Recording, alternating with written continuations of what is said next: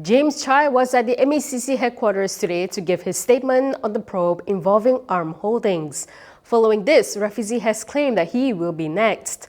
Meanwhile, Prime Minister Anwar Ibrahim has commented on the Negeri Sembilan crisis. Stay tuned for all this and more on KiniNews.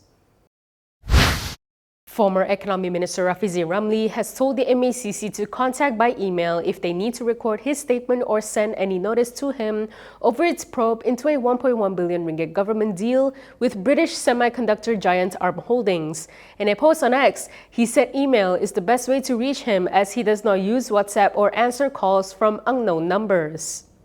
Masalahnya saya tak ada WhatsApp dan saya memang tak angkat telefon dari nombor yang saya tak kenali sebab sekarang ni banyak scammer. Jadi saya nak sampaikan ini kepada SPRM. Saya mohon SPRM untuk menghantar notis memanggil saya untuk memberi keterangan, atau kalau nak tangkap pun hantar notis siap-siap, boleh email kepada saya di rafizi.ramli@gmail.com. His remarks came after his former aide, James Chai, appeared at MACC headquarters in Putrajaya this morning to facilitate the graft busters investigation. In his post, Rafizi claimed Chai is likely the final witness MACC intends to record a statement from, leaving him as the last person involved. He stressed that he is fully prepared to cooperate with investigators. Rafizi added that he is not going anywhere, noting that he has been detained by authorities dozens of times since 2010 and had never fled. Chai had arrived at the MACC headquarters at 10 a.m. this morning to give his statement. Prime Minister Anwar Ibrahim said a state election in Negeri Sembilan is unlikely amid ongoing political uncertainty in the state. Anwar told reporters that it depends on the decision of Negeri Sembilan ruler Tuanku Muhriz Tuanku Munawir, as well as proceedings in the state legislative assembly. Not likely. The idea depends. It depends because it's up to Tuanku and of course the assembly sitting.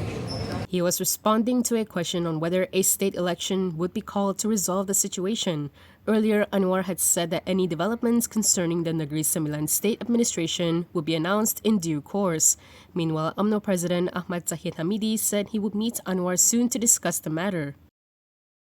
From now on, you can also listen to KiniNews on Spotify and Apple Podcasts. Scan the QR code on the screen to follow us. Still on the topic, Negeri Sembilan BN, led by UMNO, has requested an audience with the young di-Pertuan Besar Tuanku Muhriz Tuanku Munawir. This is regarding the latest developments following their withdrawal of support for Aminuddin as MB.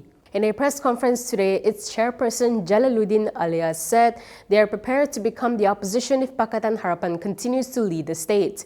He also stressed that the move was not aimed at seizing the Menteri Besar post, but at defending Negeri Sembilan's traditional institutions. Keputusan ini kita ambil hanya untuk memastikan supaya kestabilan urus tadbir kerajaan dapat dijalankan dalam keadaan yang proper, dalam keadaan yang orang kata apa, dalam keadaan yang tersusun. Lebih-lebih lagi yang melibatkan institusi adat dan perlembagaan. Kan itu saya bagi tahu sekarang setelah apa yang berlaku ini, kita sedang meneliti apakah option-option yang mengikut perlembagaan yang boleh diambil oleh UMNO dan Barisan Nasional, terutamanya kesemua 14 ahli Dewan Undangan Negeri, untuk memastikan kestabilan ini terus wujud di dalam menghadapi kemulut ini. Dan pandangan saya bahawa yang amat berhormat Menteri Besar sudah hilang keyakinan untuk meneruskan dan menerajui kepimpinan kerajaan negeri. Meanwhile, UMNO Youth Chief Dr. Akmal Saleh has stated that he opposes any form of backdoor government. In a series of Facebook posts, Akmal said his stance has remained unchanged since the Sheraton move.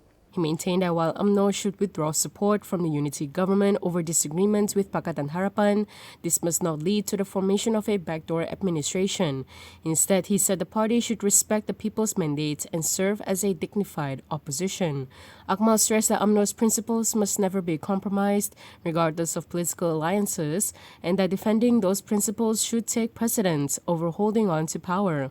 He added that if the party's red lines are crossed, Negeri Sembilan UMNO has only two choices: become a dignified opposition or dissolve the state assembly and return the mandate to the people. If you like the stories we produce, consider supporting us by subscribing to Malaysia Kini. Click the link in the description below or scan the QR code on your screen to subscribe. With all these new developments and polls for several states expected to be called soon, the question now is whether a political shake-up in Negeri Sembilan could trigger wider trouble across Malaysia.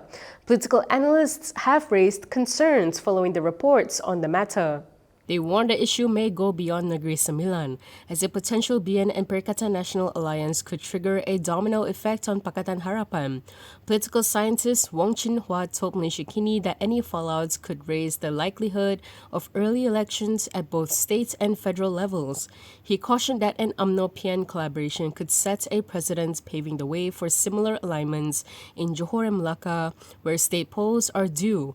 Melaka's assembly will be automatically dissolved in December, while Johor's term ends in April next year. Meanwhile, University Science Malaysia political analyst B. Siva Murugan said Negeri Sembilan could become a test case, warning that unresolved tensions may increase pressure in closely contested states like Perak and Pahang. In Perak, Harapan and BN govern with 24 and 9 seats respectively, while in Pahang, BN's 19 seats combine with Harapan's 10.